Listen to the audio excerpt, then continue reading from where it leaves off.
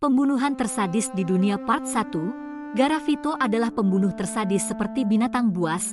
Luis Alfredo Garavito adalah salah satu pembunuh berantai paling berbahaya dalam sejarah Kolombia.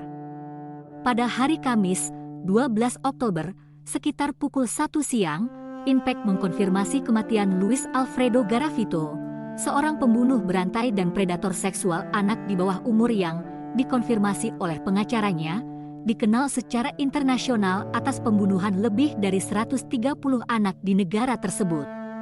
Saat ditangkap, hukuman maksimal di kantor jenderal adalah 40 tahun, jadi itulah yang diterimanya.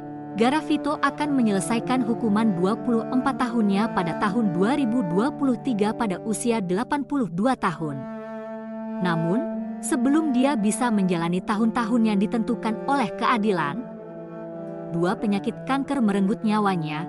Pembunuh berantai itu didiagnosis menderita leukemia dan kanker mata, menyebabkan dia kehilangan mata kirinya. Garavito mengalami pelecehan seksual oleh teman dekat ayahnya ketika dia berusia 13 tahun. Menurut pernyataannya pada saat itu, pria tersebut mengikatnya ke tempat tidur, melakukan pelecehan seksual, memotongnya dengan silet, membakarnya dengan lilin, dan menggigit alat kelaminnya.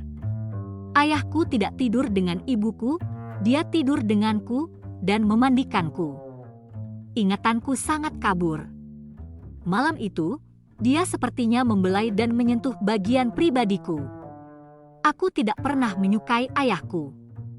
Saya melihatnya sebagai algojo, aku si pembunuh di persidangan. Saat masa remaja, pelaku mendorong adik laki-lakinya untuk tidur telanjang di sampingnya di ranjang yang sama, dan akhirnya melakukan pelanggaran seksual pertamanya pada usia 15 tahun, namun tindakan tersebut digagalkan oleh ayahnya. Kehidupan seks Garavito selalu menjadi masalah terbesarnya, karena dia tidak pernah bisa bertemu pasangan wanitanya meskipun sudah berulang kali mencoba.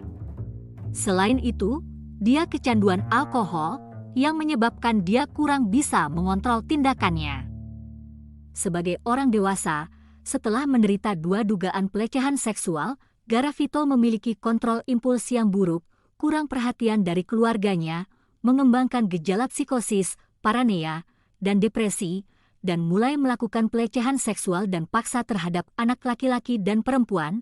Setelah penangkapan, mulai tahun 1992, Garavito memulai seluruh karir kriminalnya sebagai salah satu monster negara, juga dikenal sebagai monster Genovese, yang menipu setiap korbannya, biasanya anak di bawah umur berpenghasilan rendah. Memilih daerah terpencil dan, setelah menakut-nakuti mereka dengan pisau, memulai ritual yang sama, menewaskan lebih dari 130 anak, meskipun perkiraan menunjukkan jumlahnya bisa mencapai 200 anak. Hingga akhirnya ditangkap pada tahun 1999, dia memberikan beberapa wawancara kepada media sejak saat itu. Salah satu yang paling terkenal adalah wawancaranya dengan jurnalis Rafael Poveda. Ini adalah tantangan terbesar dalam hidup saya. Saya telah melakukan banyak liputan selama 40 tahun saya sebagai jurnalis dan saya tidak pernah menghadapi hal seperti ini.